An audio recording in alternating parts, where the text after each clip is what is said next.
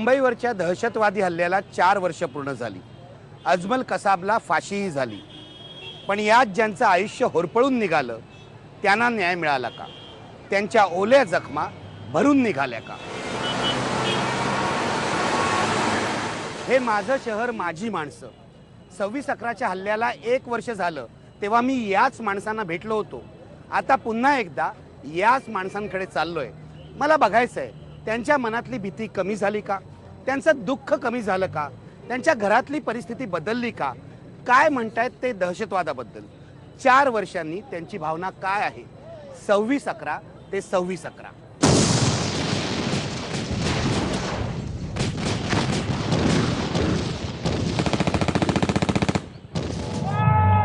Cafe Leopold कुलाब्यातलं गजबजलेलं ठिकाण, विशेषतः परदेशी पर्यटकांनी फुलून गेलेलं। 4 वर्षापूर्वी 26 नोव्हेंबरची ती रात्र, वेळ साधारण 9:40 अतिरेक्यांनी याच परिसरात अंधाधुंद गोळीबार करायला सुरुवात केली। या गोळीबारात कॅफे लिओपोल्डच्या 2 वेटरचा नाहक बळी गेला। काही जण सुदैवानं वाचले खरे, त्यापैकीच एक भरत गुजर, ज्यांच्या शरीरामध्ये 9 छर्रे आजही आहेत। त्याच आठवणी घेऊन ते छर्रे शरीरात असताना सुद्धा भरत गुजर हे नव्या जोमानं, नव्या उमेदीनं जुन्या आठवणी मागे सारत पुन्हा कामाला लागले आहेत। टीम स्पिरिट त्यांच्यात आज सुद्धा कायम आहेत। तेच भरत गुजर आता आपल्या सोबत आहेत, आपण त्यांच्याशी बोलूया। भरतजी, 4 वर्ष झाले 26 नोव्हेंबरच्या या अतिरेकी हल्ल्याला, काय तुम्हाला नेमके आता आठवणी जाग्या होतात? त्या आठवणी 4 वर्ष झाले, ते घडलं तर घडलं, त्याला बार बार त्याचा विचार करून मनाला एक दुःख आणि म्हणजे आता सोडून दिलं आहे मी। बाकी जे आमचे हल्ल्यामध्ये जे ठार झालेत, त्यांचा फॅमिलीचा ते विचारते, मला विचार करत का मला मनामध्ये आता चीड येतो की असा का झाला, नाही होला पाहिजे होता। तरी पण मी आपल्या मनाला एकदम झालं तर झालं, बी पॉझिटिव्ह राहायचं। आता काय ते 4 वर्ष परत नाही येणार, ते दिवस गेले। आता आजचे दिवस ते बघा, आपला फ्युचर बघा, फ्युचरमध्ये काय करायचं ते। माझ्या पोटाला आता 14% लागले आहेत, ते पण मी कधी कधी बघतो तर मला विचार येतो की 26/11 नाही घडला पाहिजे होता।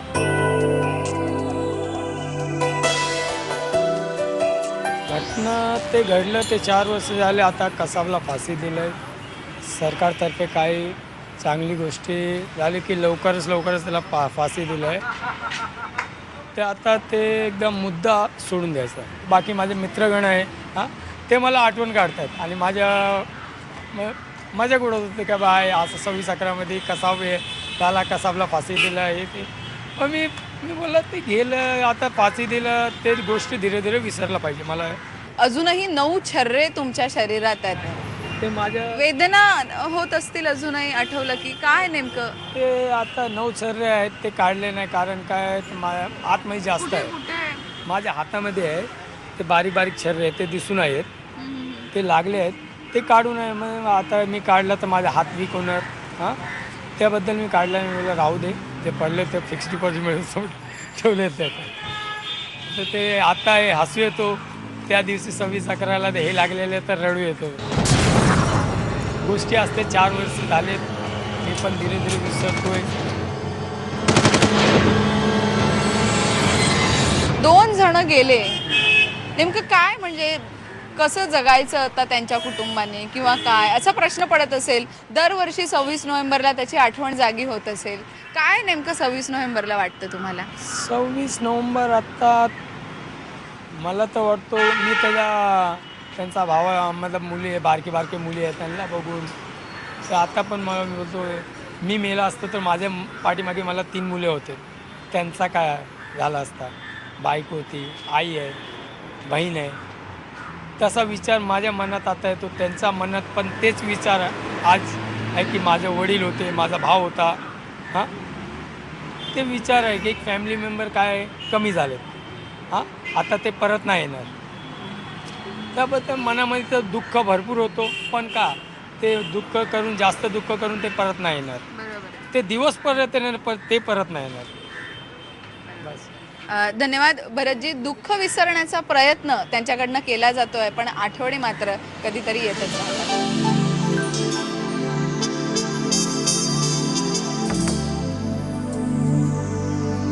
सव्वीस अकराची आठवण म्हणून या कॅफेनी कप्स काढले, टी शर्ट्स काढलेत. काय तुकाराम, काय काढले? आम्ही हा कप काढला. हां, ब्रेव जवान. ब्रेव जवान कप असायचं नाव आहे. याच्यावर लिहिलेलं आहे bullet proof Mumbai, this is for bullet proof Mumbai.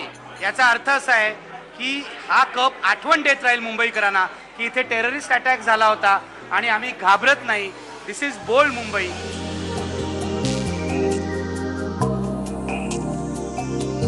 लिओपोल्डवर झालेल्या हल्ल्याच्या आठवणी रेंगाळत असल्या तरी टीम स्पिरिटमुळे 9 छर्रे शरीरात असताना सुद्धा भरत अवघ्या 3 महिन्यात पुन्हा कामावरती रुजू झाले. लिओपोल्डवरती हल्ला झालाय ही बातमी अक्षरशः वाऱ्यासारखी पसरली. त्याच वेळेला छत्रपती शिवाजी टर्मिनसवर सुद्धा अतिरेक्यांनी अंधाधुंद गोळीबार करायला सुरुवात केलेली होती. छत्रपती शिवाजी टर्मिनस हे तसं नेहमीच गजबजलेलं स्टेशन. बाहेरगावी जाणाऱ्या गाड्यांची गर्दी सुद्धा याच परिसरात आपल्याला पाहायला मिळते. पण याच छत्रपती शिवाजी टर्मिनसनं 26 नोव्हेंबरच्या त्या रात्री भयानक असा रक्तपात पाहिला. रक्ताच्या या तांडवाचं वर्णन भारताविरोधात पुकारलं गेलेलं युद्ध अशा शब्दात करण्यात आलं. या वर्णनानुसार विचार करायचा तर CST स्टेशन ही युद्धभूमी बनलेली होती. केवळ 25 मिनिटाच्या काळामध्ये 52 जणांना इथे जीव गमवावा लागला. 109 जण इथे जखमी झाले होते. आणि याच युद्धामध्ये दहशतवाद्यांविरोधात लढणारे झिलू यादव आत्ता आपल्या सोबत आहेत.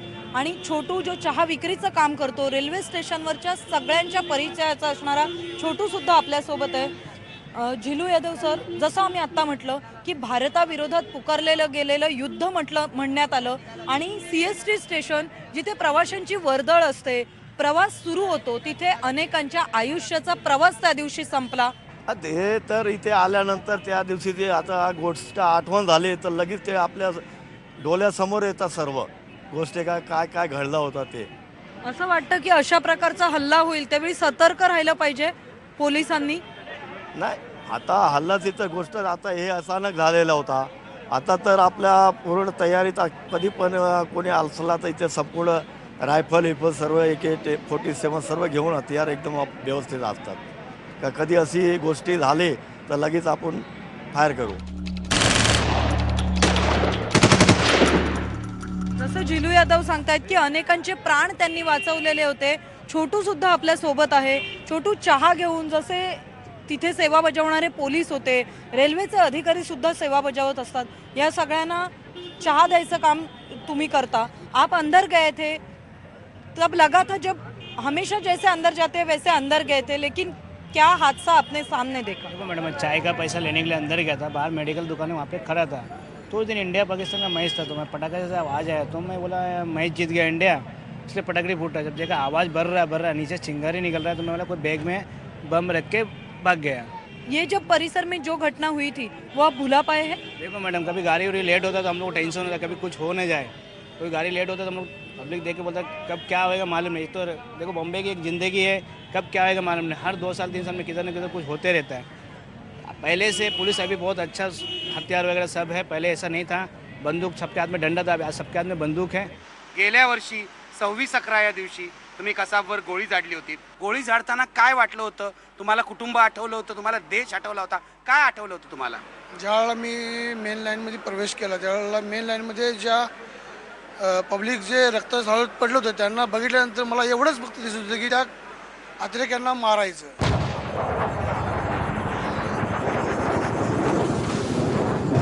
सोळंके आपल्या सोबत आहेत. रेल्वेमध्ये काम करणारे, मध्ये पोलीस असतील, छोटूसारखं चहावाला असेल किंवा तुमच्यासारखे जे अनेक व्यक्ती आहेत, तुम्हाला स्वतःची जिवलग माणसं सुद्धा गमवावी लागलेली आहेत. 26/11चा हा जो मनावर पडलेला एक परिणाम आहे, हा कधीही न निघणार असा आहे. हां मॅडम, कधी विसरणार नाही मॅडम ते. माझी आई CSTला मॅडम सफाई कर्मी होती मॅडम. त्याला सेकंड फायरिंग माझी आईवर झाली, त्याला 3 गोळ्या लागल्या मॅडम. जागेवर माझी आई एक्सपायर झाली मॅडम.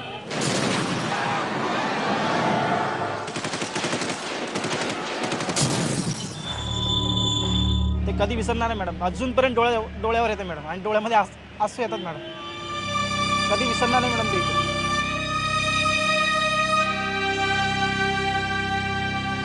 कसाबला ज्यावेळी फाशी दिली त्यावेळी असं म्हणण्यात आलं की हा न्याय यंत्रणेचा विजय आहे असा, आणि एक प्रकारे जी पीडित कुटुंब आहेत त्यांना न्याय मिळाला आहे असं. नाही मिळालं मॅडम. माझ्या आईच्या नावावर एक माडाची रूम होती मॅडम, ते रूम पण आम्हाला भेटली नाही. माझा सेकंड नंबर भाऊ आहे, त्याला नोकरी देणार होते, ते नोकरी पण नाही भेटली. माझी आईची पेन्शन पण चालू झाली नाही मॅडम. असे बोललेले ते चालू करणार, पण अजून काहीच भेटलं नाही मॅडम.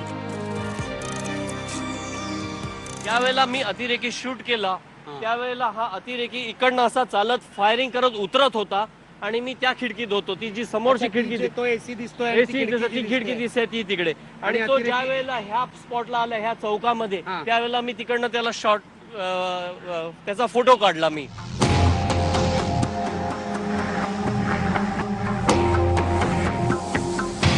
सीएसटी स्टेशनवर मृत्यूचं थैमान घातल्यानंतर दहशतवादी कसाब तिथून निघाला होता, पण त्याला कॅमेऱ्यामध्ये कैद केलं टाइम्स ऑफ इंडिया समूहाचे फोटोग्राफर श्रीराम वेर्णेकर यांनी. श्रीराम सर आत्ता आपल्यासोबत आहेत. सर, कसाबला जेव्हा फाशीची शिक्षा जाहीर झाली आणि त्यानंतर त्याला फाशी देण्यात आली, काय भावना होती? ज्या कसाबला तुम्ही बघितलं होतं, ज्याला कॅमेऱ्यात कैद केली होती, त्याला अखेर फाशीवर लटकवण्यात आलं. खरंच ती एक आनंदाची बातमी होती. म्हणजे ती अगोदर कळलं नव्हतं, एकदम अचानक ते कळलं. सकाळी मला टी व्हीवर बघितल्यानंतर कळलं का त्या कसाबला फाशी देण्यात आली. ते एकदम म्हणजे आनंद वाटला, बरं वाटलं. म्हणजे जे मी प्रयत्न केले होते तो फोटो मिळवण्यासाठी, एक आतंकवादी जो व्हीटी स्टेशनला म्हणजे जवळजवळ जवळजवळ 100च्या वरती लोकांना मारतो, आणि त्याचं म्हणजे छायाचित्र मिळवण्यात मी एकदम म्हणजे पुरा आटोकात प्रयत्न करून मी तो एक म्हणजे सक्सेसफुल झालो होतो. तुमची साक्ष झाली, तुम्ही काढलेला फोटो इतका महत्त्वाचा ठरला आणि शेवटी त्याला फाशी झाली. त्यावेळी घरच्यांची काय भावना होती? घरच्यांची भावना एकदम म्हणजे ही केल्यानंतर मला विश करायला लोक आले, त्याला मी बायकोच्या डोळ्यात आसू आले एकदम. मग तिला रडू आलं, आणि माझा मुलगा पण असा जवळ आला माझ्या, मग त्याला पण असं वाईट वाटलं. हे आसू जे होते ते तुमच्या कौतुकासोबतच तुमच्या काळजीपोटी होते? काळजीपोटी होते. मग तिला पण वाईट वाटलं, काळजीपोटी. एक मनामध्ये पण हे असतं ना का बाबा तो रात्रभर तिकडे आहे, फायरिंग चालू आहे, काय झालं.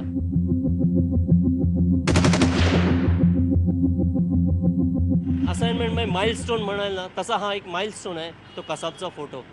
का म्हणजे मी त्याला लपून छपून प्रयत्न करून करून त्याचा फोटो मिळवण्याचा प्रयत्न करायचा, हे मनामध्ये एक ध्येय ठेवलेलं, आणि त्या दृष्टीने मिळवलं. ही सगळी घटना झाल्यानंतर जेव्हा तुम्ही हे सीएसटी स्टेशनला येता, तुमच्या मनातल्या भावनांमध्ये फरक पडलेला आहे काही? किंवा कधीतरी अशी होते, रात्री निघताना कधीतरी ह्या ब्रिजवरनं जायचं ज्यावेळेला येतो त्यावेळेला असं मनामध्ये येतं कधीतरी, ती रात्र आठवते का कसे आलेले होते, त्याच्यानंतर पोलीस कसे फिरत होते वगैरे. म्हणजे ज्या दिवशी हे सुन्न असेल ना, हा शांत, त्यावेळेला थोडी ती आठवण येते त्या